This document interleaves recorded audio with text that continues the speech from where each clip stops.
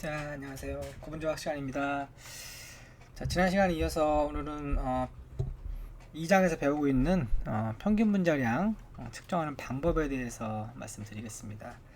자, 지난 시간에 말씀드렸던 것처럼 분자량은 크게 이제 수평균 분자량, 중요평균 분자량 이렇게 나눌 수 있죠. 물론 그거 외에도 지에버리지라든지 아니면 뭐 점도평균 분자량 이런 얘기가 좀 있는데, 일단은 수평균 분자량, 중요평균 분자량이 사실 많이 쓰이고 중요하니까 그거에 대한 측정 방법에 대한 얘기를 먼저 좀 하고요. 그 다음에 점도평균 분자량 측정하는 방법도 좀 말씀을 뒤에서 후반에서 드리겠습니다. 아울러 이제 평균 분자량 뿐만 아니라 분자량 분포, 우리 보통 폴리 디스퍼시티 인덱스 PDI라고 또 얘기했던 앞에서 MM분의 MW, 물론 수평균 분자량을 계산하거나 중요평균 분자량을 계산하면 둘 다 알면 수평균 분자량분의 중요평균 분자량 이렇게 해서 PDI를 구할 수 있었어요. 뭐 이제 물론 그 방법으로 구해도 되고요. 아니면 어떤 다른 방법을 통해서도 구할 수 있습니다. 그래서 그런 얘기를 좀 오늘 드리려고 합니다. 자, 수평균 분자량이든 중요평균 분자량이든 우리가 이제 중요평균 분자량을 구하는 방법이 여러 가지가 얘기를 하는데, 이게 이제 결국은 평균이라는 거죠. 평균이다라는 얘기를 하는 거고, 물론 이제 평균 분자량 말고 PDI라든지 뭐 이런 걸 구할 수 있는 방법이 또 있다라는 얘기를 하는 거예요. 그래서 GPC 같은 경우 뒤에서 말씀드리겠지만, 이거는 수평균 분자량, 중요평균 분자량 뿐만 아니라 이제 PDI, 아까 말씀드렸던 분자량 분포까지도 같이 구할 수 있는 방법이기 때문에 지금 말씀드리는 수평균 분자량만 구하는 방법, 뭐 중요평균 분자량만 구하는 방법, 요거하고는 좀 다르다는 거죠. 이제 그렇지만 대부분의 방법들이 방법 하나가 이제 수평균 분자량만 구한다거나, 아니면 다른 방법은 중요평균 분자량만 구하거나, 방법 하나 가지고 사실 다 구할 수는 없다는 얘기를 드리는 거고요. 그 다음에 이 평균 분자량이라고 하는 개념 자체가 구조를 우리가 알고 있어야 돼요. 그러니까 리니어인지 뭐 브랜치인지 이런 것들이 정해져야지. 구조를 모르는 상태에서는 그 구한 평균 분자량이 다를 수 있다는 거죠. 실제 분자량과는. 그래서 이제 구조에 디펜던트하다 뭐 이런 얘기를 하고 있는 거고요. 좀 이따 말씀드리겠지만 예를 들면 우리가 일단 리니어한 폴리머를 가정하고 평균 분자량을 구했는데, 수평균 분자량을 구했는데, 실은 그 고분자가 이렇게 브랜치다 그러면 전혀 다른 형태의 분자량, 그러니까 즉 구한 분자량이 틀릴 수 있다는 거, 그런 얘기를 하는 거예요. 그래서 스트럭처에 대한 어떤 인포메이션을 정확히 가지고 우리가 평균 분자량을 구해야 된다, 이런 얘기를 하는 거고, 그 다음에 구하는 방법에 따라서 이제 뭐 굉장히 그 분자량이 다를 수 있다. 동일한 100이라는 만이라고 하는 분자량을 갖고 있지만 A라는 방법으로 구했느냐, 뭐 B라는 방법으로 구했느냐에 따라서 분자량의 차이가 있을 수 있다. 그다음에 때로는 굉장히 비싼 어떤 장비를 요한다는 거. 그다음에 대부분의 방법들이 굉장히 센시티브하다는 거죠. 뭐 예를 들면 계산을 조금만 잘못하거나 측정하는 방법이 달라지면 이 분자량의 그 차이가 굉장히 날 수밖에 없다. 그래서 정확하게 측정을 해야 된다. 뭐 그런 얘기를 하는 겁니다. 자, 일단 수평균 분자량 구하는 방법에 대해서 먼저 말씀을 드릴게요. 수평균 분자량은 지난번에도 말씀드렸던 것처럼 수평균 분자량의 개념이 뭐냐면 이 체인의 개수를 세는 거잖아요. 그죠? 개수가 몇 개냐, 분자량이 뭐 만인 것이 몇 개냐, 뭐 2만인 게 몇 개냐, 이렇게 재는 거잖아요. 몰수를 재는 거라고 그랬죠. 그래서 이제 이 수평균 분자량을 구하는 방법 중에 첫 번째는 엔드 그룹 어널리시스라고 합니다. 엔드 그룹 어널리시스. 제가 1장에서 그런 얘기 했었어요. 고분자마다 엔드 그룹이 존재한다. 그죠? 체인이든 뭐 스텝이든 엔드 그룹이 존재한다. 그 엔드 그룹을 제가 설명할 때 뭐라고 설명했냐면, 10명이 손을 잡을 때 손을 쭉 잡아가다 보면 첫 번째 있는 사람하고 제일 마지막에 10번째 있는 사람은 손이 하나씩 남죠. 그게 이제 엔드 그룹이라고 말씀드렸어요. 따라서 엔드 그룹은 고분자 체인마다 몇 개가 있다? 2개가 있다. 항상 2개씩 존재하죠. 그죠? 이건 뭐 당연한 얘기죠. 그래서 뭐라고 가정할 때? 리니어한 폴리머일 때, 리니어 폴리머를 가정할 때는 엔드 그룹이 꼭 2개씩 있죠. 그래서 이 엔드 그룹의 개수를 세는 거예요. 엔드 그룹의 개수를. 근데 자, 이 엔드 그룹 어널리시스는 모든 고분자에 해당되느냐? 그렇진 않다는 거지. 우리가 앞에서 배웠던 폴리에스터라든지 폴리아마이드처럼 말단에 뭐 COOH라든지 말단에 OH라든지, 그죠? 이런 것들이 있거나, 아니면 뭐 NH2가 있거나, 뭐 이런 것들이 있을 때는 이런 산이나 이게 알코올이잖아요. 산이나 알코올 같은 것에 그 양을 정량할 수가 있어요. 적정 같은 걸 통해 가지고. 그래서 엔드 그룹은 그 보통 분자마다 2개씩 있다. 그래서 리니어한 폴리머를 우리가 가정을 한다. 만약에 이게 리니어가 아니고 브랜치라 그러면 엔드 그룹 개수는 달라지겠죠. 따라서 브랜치 폴리머 같은 경우는 정확한 브랜치의 개수라든지 이런 거에 대한 정보를 우리가 가지고 엔드그룹 어널리시스를 해야 된다. 그래서 엔드그룹의 개수를 농도를 재는 거다라는 얘기고요.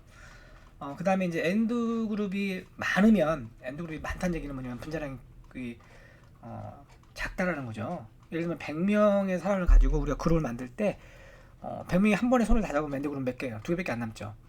근데 우리가 10개씩 손을 잡으면 20개의 엔드그룹이 생겨요. 즉 분자량이 작아지면 작아질수록, 즉 체인의 길이가 작아지면 작아질수록 같은 모노머의 양을 가지고 만들 수 있는 고분자의 엔드그룹의 개수는 분자량이 작아야 많아지죠. 그러니까 즉 분자량이 작을 때는 엔드그룹이 많으니까 우리가 그 농도를 측정하기가 쉬워요. 그 개수를 세기가 쉽다는 얘기죠.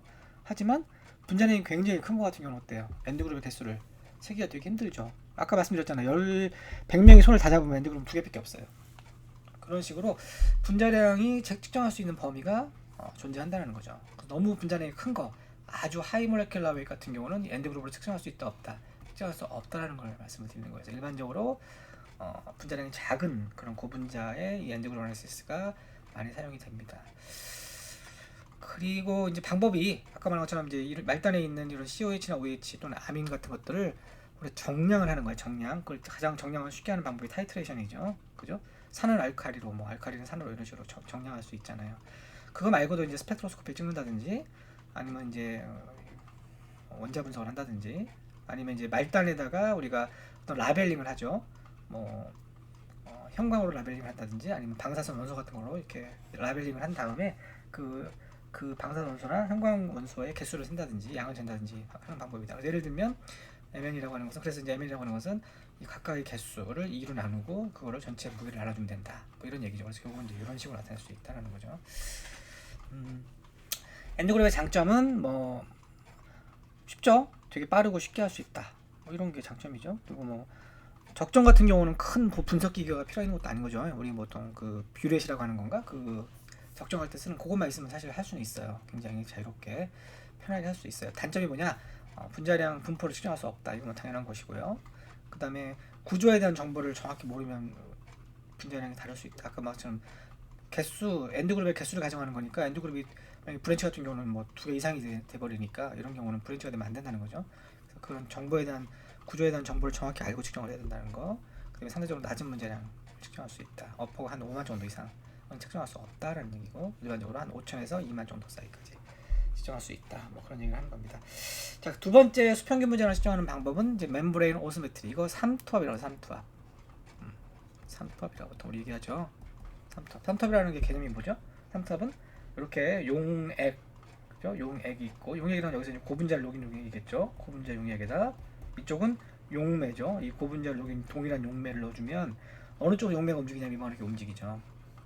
처음에는 같은 높이로 이렇게 있다가 얘가 움직이기 전에는 같은 높이죠. 근데 이제 얘가 용매가 움직이면 얘가 이렇게 올라갈 거 아니에요. 이만큼 올라가겠죠.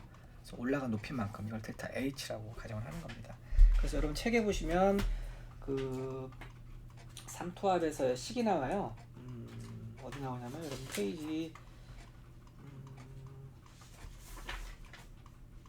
57페이지에 보시면 삼투압이라고 한 파이라고 하는 게 로 G 델타 H다. 뒤에서 얘기하겠지만 델타 H, 이 델타 H를 측정할 수 있는 거죠.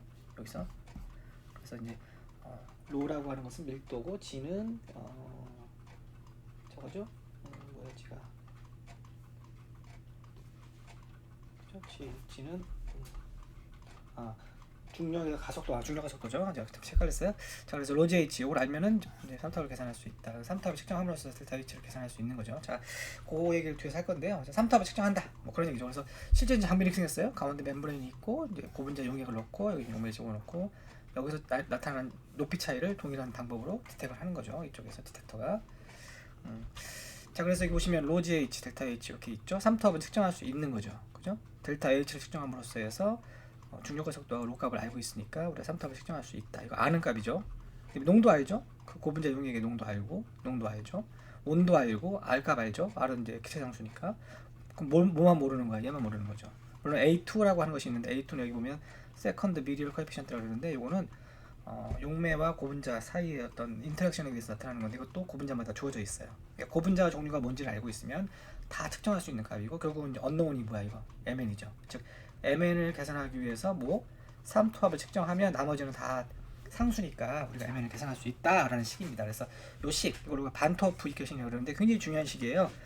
C분의 파이는 MN분의 RT 더하기 A 2승 A 그다음에 C 이렇게 되는데 이때 이제 MN을 계산하는 식이다라고 생각하시면 됩니다. 자, 근데 여기서 이제 문제가 하나 있어요. 이 멤브레인을 통해 가지고 만약에 이쪽에 있는 저 분자들이 이렇게 움직인다, 분자량이. 그러면 이 델타 H 값이 달라지겠죠. 그래서 분자량이 너무 낮을 경우에는 측정하기 힘들다. 여기 써 있죠. 그래서 너무 분자량이 작은 것들은 디퓨즈가 된다는 거죠. 멤브레인을 통해서. 그래서 분자량 범위가 한 5만 이상에서 한 2만까지, 20만까지, 200만까지 이렇게 표현할 수 있다라는 거죠. 그래서 앞에서 이제 그 엔드 그룹 어널리시스는 분자량이 작은 고분자를 측정하는 데 많이 사용된다면 요 3타법은 분자량이 좀 큰 것들에 해당이 됩니다. 자, 요 식을 우리가 조금 변형을 해서 이렇게 이제 그래프를 그릴 수 있어요. 이렇게 해서 C하고 델타 C, 요 C하고 요 델타 C를 가지고 그래프를 그리면 그때 요 접선이 이제 MN분의 RT인데 요때는 농도를 한 가지 농도만 쓰는 게 아니고 농도를 이렇게 변화시키는 거죠. 농도를 몇 가지 농도에서 이렇게 측정을 하는 거예요. 그래서 그냥 쭉 외삽을 해가지고 요 접선이 결국은 이제 MN분의 RT가 되니까 여기서부터 RT는 알고 있으니까 MN을 구할 수 있죠. 이런 걸로 구할 수도 있다. 자, 요 부분 파란 부분 있죠? 파란 부분 하나, 둘, 셋, 한 넷, 넷, 다섯, 여섯, 일곱, 여덟 좀 여러 페이지가 있는데 사실 요 내용은 여러분들이 굳이 읽어보지 않으셔도 돼요. 요 오스미틱 프레셔를 요 식 있죠? 앞에서 구했던 반토프 이퀘이션 요 식을 유도하는 과정이에요. 그래서 여러분들이 굳이 지금 여러분들의 그런 수준에 있어서는 굳이 이 식을 굳이 유도하는 과정까지 여러분들 볼 필요는 없고 나중에 필요하면 뭐 고분자 화학에 대해서 좀 더 공부를 한다든지 아니면 삼투압법에 대해서 좀 더 공부를 한다든지 할 때 조금 더 공부를 하시면 됩니다. 그래서 이런 파란 부분은 그냥 한번 쭉 읽어보시라고 제가 넣어놓은 거니까 너무 이렇게 신경 쓰지 마시고 쭉 넘어가도록 하겠습니다. 그 다음에 이제 세 번째 수평균 분자량을 구하는 방법은 이제 지난번에 잠깐 얘기했던 것처럼 어는 점 내림, 끓는 점 오름. 그때 요 어는 점 내림을 델타 TF라고 하고요. 끓는 점 오름을 델타 TB라고 합니다. 자, 요 식은 사실 앞에서 봤던 식하고 굉장히 비슷하죠. 반토프 이퀘이션하고 되게 비슷해요. 그럴 때 요 델타 TF라든지 델타 TB를 우리가 구할 수 있다고 했잖아요. 그죠? 구할 수 있고 요때 요게 MN 여기 있고 MN이 있고 나머지는 다 상수죠. 그죠? 다 상수입니다. 그래서 우리가 끓는 점 내림과 끓는 점 오름과 어느 점 내림을 진짜 실험적으로 구하면 MN을 구할 수 있다 그런 겁니다. 사실 이거는 여러분들 일반학 예전에는 이 실험을 했었는데 지금은 일반학 시험에서 하는지 모르겠어요. 안 하는 걸로 알고 있는데 일반학에서 요런 실험을 했어요. 끓는 점 오름, 어느 점 내림 실험을 해가지고 어떤 물질의 분자량을 계산하는데 이 식을 썼습니다. 따라서 얘는 사실 고분자가 아니고 저분자의 분자량을 측정할 때 많이 쓰던 그런 식이에요.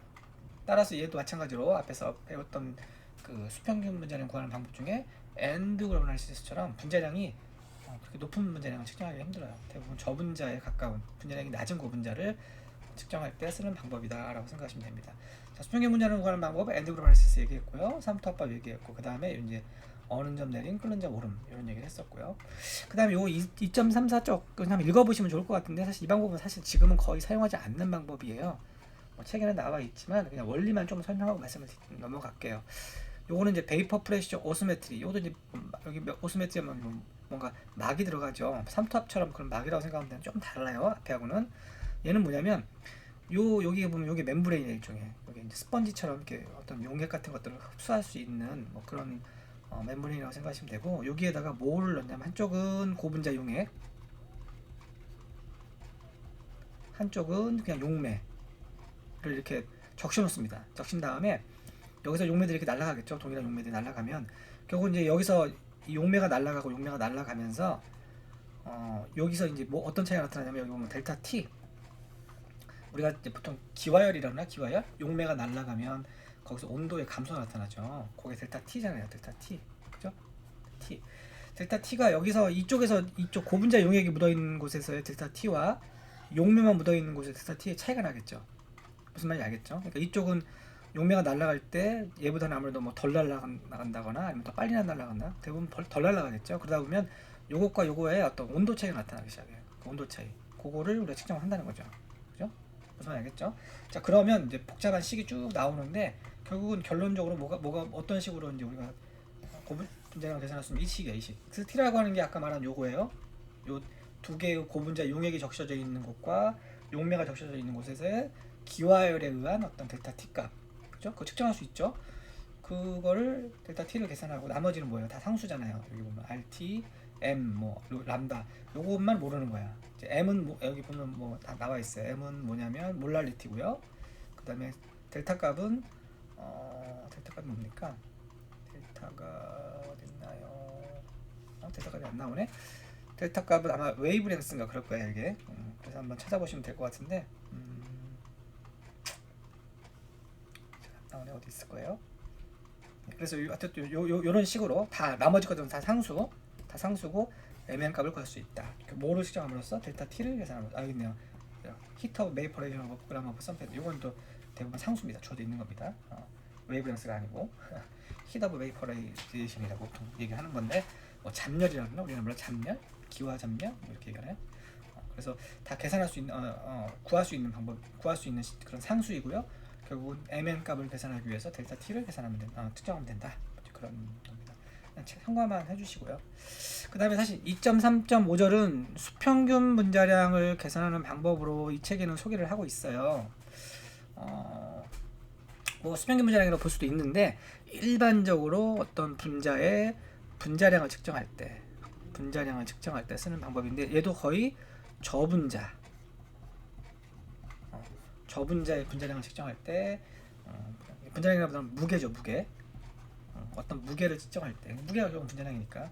그래서 저분자 물질의 어떤 무게를 측정할 때, 분자량을 측정할 때 쓰는 방법인데, 뭐 여러 가지 방법이 있어요. 근데 이제 여기 보면 말디 ms, 말디 토프 이렇게, ms라고 하는 것은 여기서 매스라고 해요. 매스, 무게죠. 매스의 약사인데, 뭐 원리는 다 동일합니다. 이름 부르는 이름이 조금씩 다르고, 뭐 테크닉이 좀 달라서 그렇지, 사실 매스 스펙트로스코피라 그래. 매스 스펙트로스코피. 그러니까 우리나라 말로는 뭐라 그러냐, 중량 분석기 뭐 이렇게 얘기하나요? 무게 분석기 이렇게 얘기하는데, 이것도 이제 응용기기 분석, 여러분들 나중에 3학 2학기 가면 이제 화공과 학생들은 응용기기 분석을 배우는데 거기서 조금 더 자세히 배울 거예요. 근데 이제 여기서 그냥 기본 원리만 좀 이해하고 넘어가도록 하겠습니다. 어쨌든 어떤 물질의 무게를 측정한다 이렇게 이해하시면 되고요. 원리는 그렇습니다. 이 어떤 걸 측정하려는 이제 이 고분자면 고분자, 저분자면 저분자, 여기서는 고분자가 되겠죠. 어떤 물질을 놓고 이 물질에다가 에너지를 이렇게 때려요. 주로 이제 N2 레이저라고 해서 레이저를 때리는 거죠. 때리면 얘가 뭐가 되냐면 이온화가 돼요. 이온화 분해가 되는 거죠. 상당히 높은 에너지죠. 그러니까 이제 여기 보면 여기 있는데요. 여기서 보면은 이제 여기서 어떤 이제 물질에다가 이렇게 이온을 때립니다. 포커싱 렌즈에다가 이온을 때리면 여기를 이 물질이 묻어 있고 이온을 팍 때려버리면 여기서 분해가 되겠죠. 어떻게 분해가 되냐면, 예를 들면 우리가 벤젠이라고 합시다. 벤젠은 C 6개에 H 6개로 이루어진 물질이에요. 그죠? 분자량이 얼마입니까? 78인가요? 예. 78이라고 하는 분자량을 갖고 있죠. 그죠? 얘를 이제 우리가 이온을 때립니다. 이런 레이저로. 여기서는 레이저를 때립니다. 딱 때려버리면 얘가 이제 깨지겠죠. 예를 들면 벤젠이 이렇게 생겼잖아요. 구조가 이렇게 생겼으니까 저 이쪽 6개가 있는 거잖아요. 이렇게 6개가 있는 거니까 여기다 때려버리면 이제 이것이 이온화가 됩니다. 이온화 된다는 얘기는 여기서 이렇게 깨지는 거죠. 이런 식으로 이렇게 떨어지면서. 자, 그럼 수소가 하나 떨어졌습니다. 수소가 하나 떨어지면 어떻게 되냐면 77이 되고요. 얘는 떨어지면서 전자를 잃어버리니까 어떻게 돼요? 77 플러스가 됐죠. 양이온이 되는 거예요. 무슨 말 알겠죠? 수소가 2개가 떨어졌다 그러면 76 플러스가 되는 거죠. 그죠? 근데 여기 이게 탁 잘렸다 그러면 뭐 얼마 플러스가 되겠죠. 이론들이 이온들이 쭉 생겨요. 그래서 여기서 어떤 양이온이 생기는 거예요. 여기서 양이온들이 엄청나게 발생을 많이 하겠죠. 자, 그러면 양이온들이 이제 여러 종류 양이온들이 쭉 만들어졌어요. 여기서 있는데 이쪽에다가 이제 보면은 악셀레이션 플레이트라는 게 있어요. 얘는 이제 이쪽이 마이너스야, 마이너스. 그러면 얘가 플러스잖아요. 플러스 이온도 있으니까 플러스가 이쪽으로 움직이겠죠. 이렇게 움직이면서 가속이 돼요. 가속이 쭉 간다는 거죠. 이렇게 이 방향으로 간다는 거예요. 가다 보면 이 각각의 무게를 갖고 있잖아요. 이온들이 무게가 있어요. 그죠? 무게가 있으니까 이것이 가다가 가는 거리가 결국은 달라. 이렇게 이온마다 가는 거리가 다르다는 거야. 그죠? 그래서 그 식이 뭐냐면 이런 식이에요. 이런 식. 이온이 쭉 플라이트를 해가지고 날아갈 때 이온마다 가는 거리가 정해져 있다는 거죠. 그래서 일반적으로 무게 m이 크면 여기서 가는 거리, 이 거리를 r이라고 보통 하는데 r이 커져요. 여기 요 식에서 보시면 요 식은 정확히 안 나오는데 여기는 어쨌든 요게 무게고요. 시간이 길어진다는 거죠. 그죠? m이 커진다는 얘기는 시간이 길어진다는 얘기니까 여기서까지 가는 시간이 더 길어진다는 거니까 거리는 더 커지는 거죠. 무슨 말인지 알겠죠? 그래서 무게가 무거운 것들이 가장 멀리 가고 무게가 가벼운 것들은 요 중간에서 떨어지고 요걸 이제 다 이온들을 모아요. 모읍니다. 가지고 어떤 이온이 얼마만큼 갔는지를 갖다가 그래프로 그린 게 요거예요. 그래서 여기 보면 요게 이제 G분의 M이니까 무게고요. 그죠? 그 다음에 그거에 대한 개수라고 보시면 돼요. 그래서 가장 멀리 가는 것이 가장 무게가 무겁죠. 그럼 여기가 뭘까요? 여기가 아까 벤젠으로 따지면 77이나 78 이런 거겠죠. 근데 78도 존재해요. 왜 78이 존재하냐? 벤젠에서 이 프로톤이 떨어지지 않고 전자 하나만 잃어버리는 거야. 이 프로톤에 있는 전자 하나만 탁 잃어버리면 어떻게 돼요? 얘는 78인데 이온이죠. 그죠? 그러면 그게 가장 오른쪽에서 나타나겠죠. 78 플러스가 가장 멀리 갈 거 아니야. 그죠? 그럼 가장 오른쪽에 있는 이게 뭐라고? 이게 벤젠의 분자량이 되는 겁니다. 물론 요 간 거리 내지는 이제 요 측정할 수 있는 건 사실 무게를 측정하는 게 아니잖아요. 요 간 거리잖아요. 이 거리야, 거리. 그러니까 이 기계에다가 캘리브레이션을 해놔야 돼요. 미리. 그러니까 무게가 얼마인 거는 거리가 얼마만큼 나온다. 우리가 잘 10cm 뭐 50cm 자다 그러면 그 50cm 자를 만들 때 그거만큼 캘리브레이션해서 자를 만들잖아요. 똑같아요. 여기서 이 간 거리만큼 무게가 얼마면 거리가 얼마 이런 식으로 우리가 캘리브레이션을 미리 해놓으면 요만큼의 거리를 간 거, 요만큼의 간 거리는 분자량이 얼마다 이렇게 정해지는 거죠. 무슨 말 알겠죠? 그래서 가장 멀리 가는 것이 결국은 뭐다? 그 분자가 갖고 있는 고유의 무게를 그대로 가지고 있는 이온이에요. 양이온이죠. 자, 무슨 말 알겠죠? 그래서 양이온을 만들어서 가장 멀리 보내고 그 무게를 측정하는 방법이 우리가 매스 스펙트로스코피라고 합니다. 이제 우리가 3학기 기본적 시간에 자세히 배울 텐데 이렇게 측정한 것이 이제 수평균 분자량이다라고 얘기를 하는 겁니다. 자, 그다음 그래서 수평균 분자량은 한 4가지 정도 방법을 얘기를 했는데 이제 가장 많이 쓰는 방법이 엔드그로마네시스, 그다음에 이제 삼투압법 이런 것들을 많이 씁니다. 자, 중량 평균 분자량은 이제 반면에 수평균 분자량처럼 방법이 그렇게 많지가 않아요. 사실 중량 평균 분자량을 측정하는 방법은 여기 책에는 한 3가지 정도 소개를 하고 있는데 2가지인가 3가지 소개하고 있는데 사실 나머지 방법들은 쓰기가 조금 힘든 방법이에요. 그래서 일단 가장 대표적인 방법 1가지 정도만 설명을 드릴게요.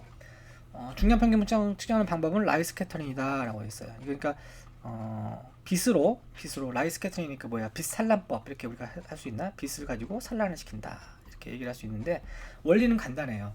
어떤 물질에다가 고분자가 있어요. 용해간에 이렇게 떠 있는 거죠. 여기 녹인 다음에 여기다 이제 빛을 비춥니다. 이렇게 빛을 비추면 빛이 여기서 어떻게 돼요? 이 고분자의 이 모양이 이제 고분자가 이렇게 떠 있으니까 어떤 쉐입과 크기를 가지고 있을 거 아니야. 그럼 얘가 이렇게 돼서 여기서 들어가서 빛이 산란이 됩니다. 이렇게 산란이 됩니다. 이렇게 산란이 될 때 이 산란되는 각도 같은 걸 측정을 잘 하면은 이 고분자의 모양, 그 다음에 고분자의 크기 같은 것들을 정확히 측정할 수 있어요.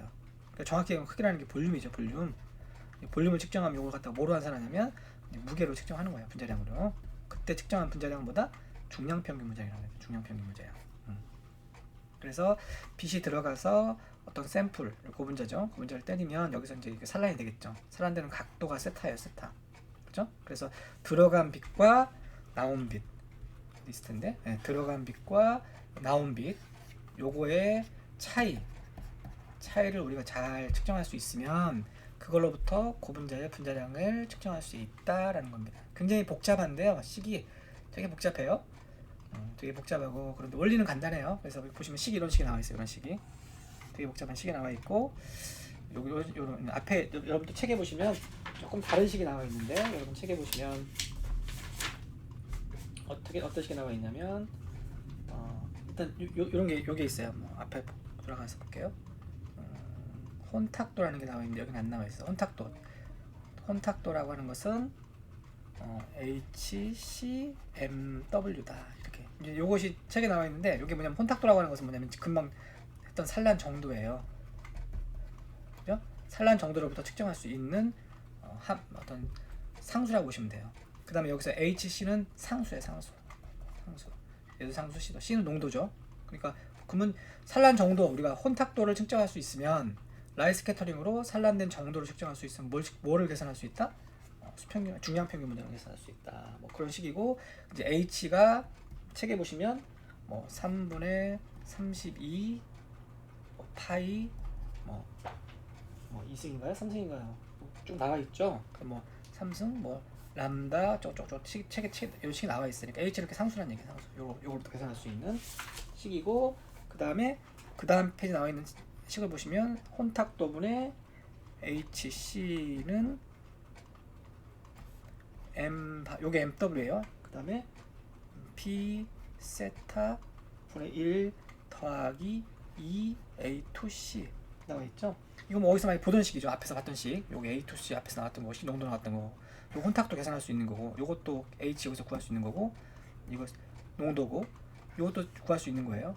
결국 요걸 구할 수 있다. 즉 우리가 산란법으로 산란의 정도를 계산할 수 있으면 결국은 MW를 계산할 수 있다라는 겁니다. 요걸 좀 복잡하게 요식도 책에 나와 있는데 요거하고 유사한 식 요식입니다. 자, 마찬가지예요. 여기서 보면 MW를 계산하기 위해서 뭐를 계산하면 된다? 여기 보면 이제 R세타인데 R세타라고 하는 게 여기 이렇게 되죠. R세타. 그래서 넣어준 빛과 거기 산란된 빛. 그다음에 R은 여기서 디스턴스니까 다 계산할 수 있는 거 상수죠. 요거는 넣어준 빛과 산란된 빛의 그 세기는 우리가 측정할 수 있잖아요. 얘가 측정하면 R세타가 나오죠. R세타 넣고 나머지는 다 상수입니다. K값 여기 나와 있고 상수죠. 뭐 S값 여기 상수죠. 다 상수입니다. 세타도 상수. 그럼 뭘 계산할 수 있어? 얘를 계산할 수 있다. 식이 좀 책하고는 다르지만 원리는 동일한 거죠. 그러니까 결국은 빛을 넣어서 어떤 고분자에 의해서 산란되는 정도를 측정함으로써 해서 우리가 혼탁도를 계산할 수도 있거나 아니면 R세타 값을 계산하고 이 식으로부터 얘로부터 내지는 앞에서 우리가 배웠던 요식으로부터 우리가 고분자의 분자량을 측정할 수 있다라는 거예요. 원리만 우리가 이해를 하게요. 그래서 빛이 산란된 정도를 가지고 우리가 고분자의 분자량을 측정할 수 있는 방법을 라이스 스캐터링이라고 합니다. 요거는 사실 하나의 농도, 하나의 각도에서만 우리가 이 R세타를 구한 거잖아요. 그죠? 이렇게 넣어준 빛의 각도를 우리가 딱 고정하고 아니면 이때 이 고분자 용액의 농도는 C라고 한 걸 고정을 했었어요. 근데 C를 쭉 바꾸고 이 각도를 쭉 바꾸면은 이런 그래프가 얻어져요. 그래서 보면 세타가 0부터 해서 세타 쭉 바꾸고 C도 0도부터 해서 쭉 바꾸면 이런 그래프가 얻어집니다. 되게 복잡한 그래프인데 이걸 우리가 진플라시라고 해요. 진플라. 그랬을 때 얘를 요 연장선에서 요 외삽이 되는 거 있죠? 여기 MW는 1이 되니까 이 그래프로부터 MNW를 계산할 수 있다. 중량평균 분자를 계산할 수 있다. 좀 복잡하죠. 그래서 앞에서 얘는 이제 하나의 식에서만 구했지만 얘는 이제 그래프를 여러 개를 이렇게 바꾸면서 외삽된 게 이제 MW. 요 식으로부터 이게 외삽이니까 요 식으로부터 요거하고 요거로 그래프를 그린 거니까. 그래서 MW가 결국은 이 식으로부터 또는 그래프로부터 나온다. 뭐 그런 얘기죠. 좀 복잡하지만. 원리만 이렇게 이해를 하시면 될 것 같습니다. 사실 근데 이 라이스 스캐터링은 예전에 저 대학교 다닐 때만 해도 많이 썼어요. 근데 요즘은 이 방법을 잘 사용하지 않습니다. 그래서 제가 이거를 그냥 원리만 기본적으로 이해하시고 넘어가라고 하는 것은 실제로 이거를 옛날에는 회사 같은 데 가면 라이스 스캐터링을 써가지고 우리가 막 중량평균 문제를 구하고 그랬으니까 이 원리도 충분히 이해를 해야 되는데 그다음에 식도 이해를 해야 되는데 그럴 필요가 없다는 거지. 실은 지금 기업에서는 이 라이스 스캐터링을 안 써요. 라이스 스캐터링이 되게 가격도 비싸겠죠. 레이저를 써야 되고 막 빛을 넣어야 되고 그러니까 굉장히 등치도 커질 거 아니에요. 그래서 비용도 되게 많이 들어가고 그런데 비해서 사실 또 측정한 값은 그렇게 아주 뭐 정확하지는 않기 때문에 그래서 이제 사실 지금은 라이스 스캐터링을 거의 안 씁니다. 그래서 그냥 기본 원리만 좀 이해를 하시라고 저 설명을 드렸던 겁니다. 자, 그래서 중량평균 분자가 요거 말고 좀 책에 보면은 뭐 초원심 물리법 여기 나와 있는데요. 뭐 사실 이거는 뭐 거의 쓰지 않는 방법이니까 그냥 설명 안 하고 넘어갈게요. 책 한번 읽어보시면 좋을 것 같습니다. 자, 그 다음에 점도 평균 문자량 앞에서 설명했죠. 수평균 문자량, 중요평균 문자량을 많이 쓰지만 점도 평균 문자량이라는 것도 있다라고 설명을 드렸어요. 그죠? 점도 평균 문자량이 존재한다. 자, 점도 평균 문자량은 말 그대로 점도를 측정하는 거예요. 점도. 고분자를 녹여가지고 용매에다 녹여서 용액을 만든 다음에 점도를 측정한다. 우리가 측정할 수 있는 점도는 이런 점도죠. 어떻게 측정하냐면 이런 거죠. 이런 거랑 이런 거. 이거 보통 오스트왈드 점도계라고 부르는 건데 여기다 고분자 용액을 이렇게 넣습니다. 넣어가지고 여기서부터 여기까지 통과되는 속도를 시간을 재는 거예요. 시간 t. 그죠? 그 측정을 해서 t로부터 뭘 계산하냐면 우리가 렐러티브 점도. 요때 요 t는 이제 고분자 용액이죠. 고분자 용액. 요 t제로는 뭘까요? 용매죠. 용매. 고분자 없는 용매. 그러니까 용매가 아까 말한 것처럼 여기를 통과하는 시간, 여기서 통과하는 시간, 그 다음에 고분자를 통과하는 시간을 측정을 해서 그 비교한 것으로부터 우리가 렐러티브 비스코시티를 측정할 수 있어요. 그 다음에 요거로부터 스페시픽 점도, 리듀스 점도, 인헤런트 점도, 그 다음에 인트리식 점도를 쭉 순차적으로 계산할 수 있죠. 요 식으로부터. 그죠? 뭐 식 보면 이해할 수 있죠. 자, 그래서 우리가 구하는 점도는 뭐다? 요걸 구할 수 있지만 실제로 우리가 나중에 최종적으로는 요걸 얻을 수가 있습니다. 그걸 우리가 고유 점도라고 해요. 우리나라 말하는 고유 점도. 자, 고유 점도를 구하면 우리가 어떤 식으로부터? 요 식으로부터. 이게 고유 점도죠. 이게 고유 점도 아까 구했던 거. 그 다음에 여기서 K 값 상수, A 값 상수. 자, 그럼 뭘 구할 수 있다? 점도 평균 문제를 계산할 수 있다. 이게 이제 마크 호긴스 사쿠라 이퀘이션이라고 합니다. 그래서 점도 평균 문제라고 하면서 앞에서 정했죠. 이렇게 정했고 A 값이 0.5부터 0.8인데 일반적으로는 대부분 0.8을 갖는다. 이거 앞에 설명했던 거예요. 자, 그래서 K 값하고 A 값은 고분자마다 이렇게 주어져 있습니다. 어떤 고분자가 주어지면 K 값, A 값이 주어져 있죠. 이렇게 대부분 고분자마다 주어져 있으면 상수기 때문에 결국은 고유 점도를 구하고 고유 점도는 아까 말한 요거로부터 구할 수 있죠. 이렇게 요 테이블로부터 쭉 구하면 되는 거죠. 그리고 나서 우리가 분자량을 점도 평균 분자를 계산할 수 있다. 사실 저 대학교 다닐 때 내지는 대학원 다닐 때 실제 고분자의 점도를 이 방법으로 구했어요. 이 오스트왈드 점도기를 써가지고 고분자 용액을 만들어 놓고 고분자 용액을 계속 측정해서 용매와 비교해서. 근데 이제 중요한 게 이것은 이 점도라고 하는 게 뭐야? 점도라는 게 온도하고 굉장히 민감하죠. 그죠? 그러니까 얘를 측정할 때 항온조에 집어넣어가지고 이 온도가 일정해야 돼요. 측정하는 과정에 온도가 변한다거나 이래버리면 점도가 바뀐단 말이야. 그럼 시간이 달라지겠죠. 그래서 정확히 측정하기 위해서는 그 항온조의 온도를 정확히 유지해야 되는데 굉장히 어렵습니다. 사실 측정하기가. 그래서 측정하는 방법이 여기 나와 있으니까 보시면 될 것 같고요.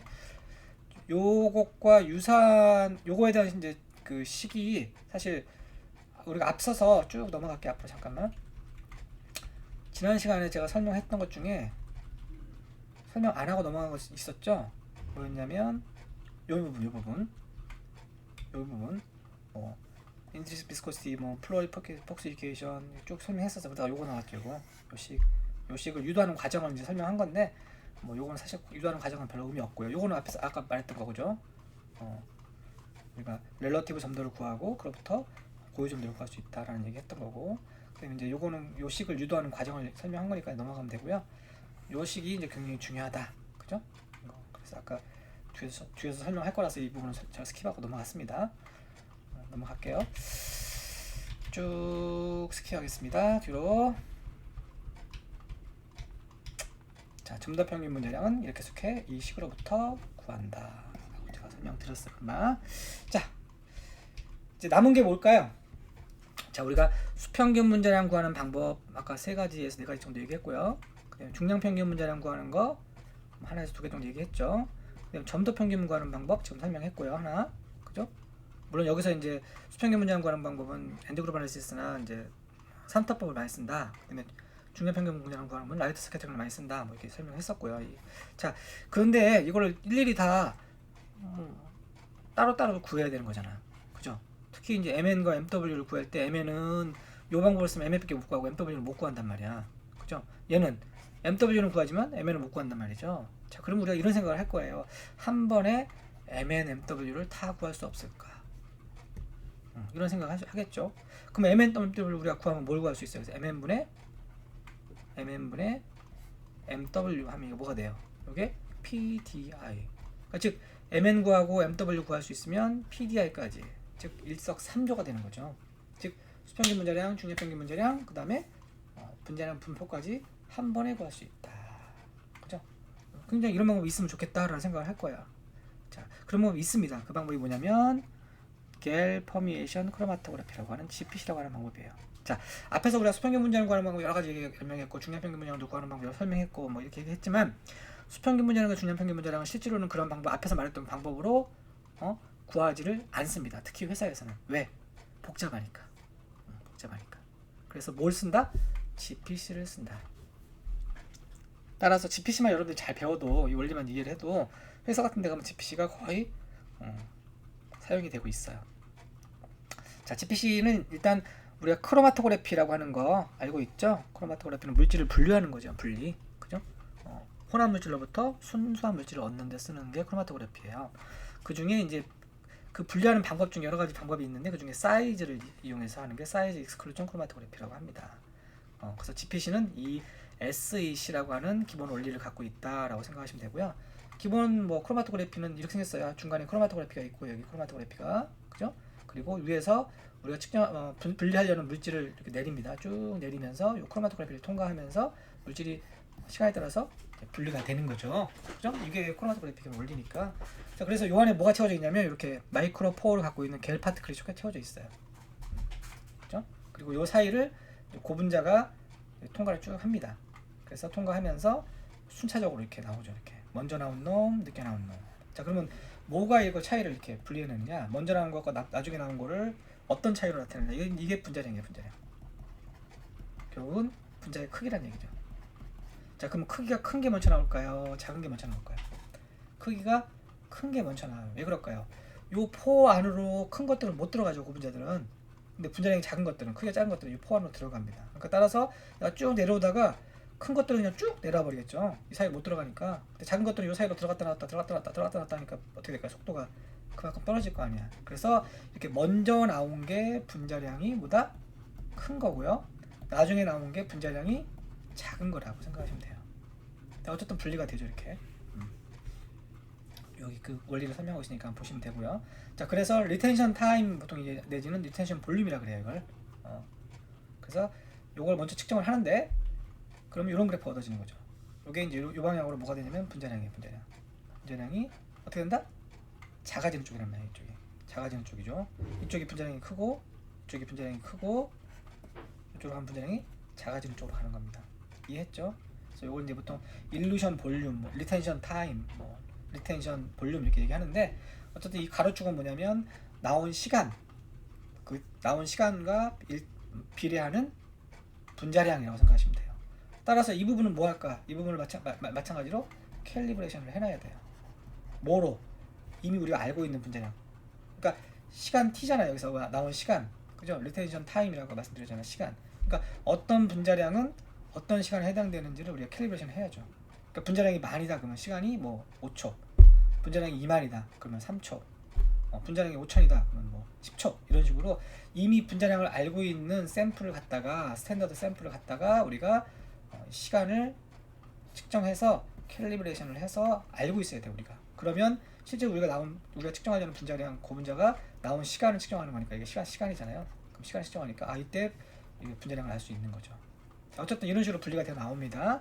그리고 나서 쭉 얻으면 된다는 거죠. 자, 그래서 여기 캘리브레이션 있죠. 여기 리텐션 볼륨에 따라서 다양한 고분자들의 분자량이 캘리브레이션이 되어 있어요. 예를 들면 이 시간에 나오는 것들은 이 분자량 이거다, 뭐 이거다, 요것이 요거다, 이렇게 좀 복잡하긴 한데 어쨌든 이 분자량에서 여기는 요 시간부터 요 시간까지 나오는데 예를 들면 이렇게 나온다 그러면 분자량이 얼마다, 이렇게 나오면 분자량이 얼마다, 이렇게 캘리브레이션이 되는 거죠. 이걸 우리가 이제 유니버셜 캘리브레이션, 다양한 고분자들에 대해서 우리가 캘리브레이션을 해놓은 거죠. 그래서 이렇게 이제 알고 있는 고분자를 가지고 캘리브레이션 한 다음에 우리가 리텐션 볼륨, 리텐션 타임을 측정하면 실제로 여기는 분자량이 얼마, 여기는 얼마, 여기는 얼마 이렇게 되겠죠. 자, 그럼 여기서 또 MN하고 MW를 어떻게 계산하느냐? 일반적으로 꼭지점으로부터 조금 요 가까운 쪽, 이쪽이 이제 MW라고 보통 얘기해요. 왜냐면 분자량이 큰 쪽이니까. 그다음에 이쪽 조금 더 오른쪽을 우리가 MN이라고 합니다. 물론 요거를 왜 여기가 MW, 여기는 MW 아닙니까? 뭐 이건 기계마다 달라요. 조금 이제 요 분자량 분포를 가지고 통계를 내 가지고 이 컴퓨터가 자동으로 계산해 줍니다.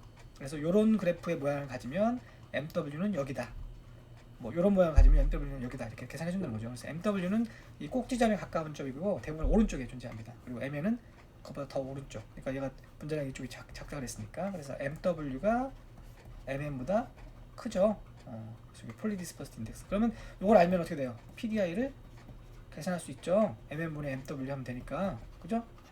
계산할 수 있단 말이에요. 그래서 이 그래프로부터 우리가 MN, MW, PDI 값을 계산할 수 있다라는 겁니다. 자, 뭐 나머지 얘기는 그냥 참고삼아 읽어보시면 될 것 같고요. 자, 여기까지가 일단 평균 분자량을 구하는 방법입니다. 뭐 수평균 문제라는 구하는 방법, 중량평균 문제라는 구하는 방법, 점도평균 문제라는 구하는 방법, 이제 기본적인 걸 좀 알려드렸고요. 결론적으로 GPC라는 방법이 지금 일반적으로 사용이 된다. 연구하는 데도 그렇고 회사에서도 상업적으로도 이런 GPC가 많이 사용이 되기 때문에 여러분이 마지막에 배웠던 GPC를 꼭 기억을 하시고요. GPC는 뭘 계산할 수 있다? GPC는 분자량, 분포, 수평균 문제량, 중량평균 문제량을 다 계산할 수 있다. 굉장히 유용한 방법이겠죠. 그래서 이걸 여러분이 꼭 기억을 하시기 바랍니다. 자, 이렇게 해서 여러분들 2장을 마무리를 할 거고요. 2장의 주요 내용은 분자량에 대한 얘기고요. 분자량, 평균 분자량에 대한 얘기고, 분자량을 측정하는 방법에 대한 얘기입니다. 그래서 여러분들이 한번 2장을 교재를 한번 쭉 읽어보시기 바랍니다. 내용은 좀 방대하고 많을 수 있지만 실은 제가 중요하다고 하는 부분은 또 그렇게 많지는 않습니다. 그래서 한번 이해하시면 되고, 파워포인트에서 파란색 부분, 그런 부분은 한번 스킵하셔도 되고요. 시간이 되시면 한번 읽어보시고요. 나중에 필요하면 또 보시면 되니까. 자, 이렇게 해서 2장을 마무리하도록 하겠습니다. 자, 수고하셨습니다.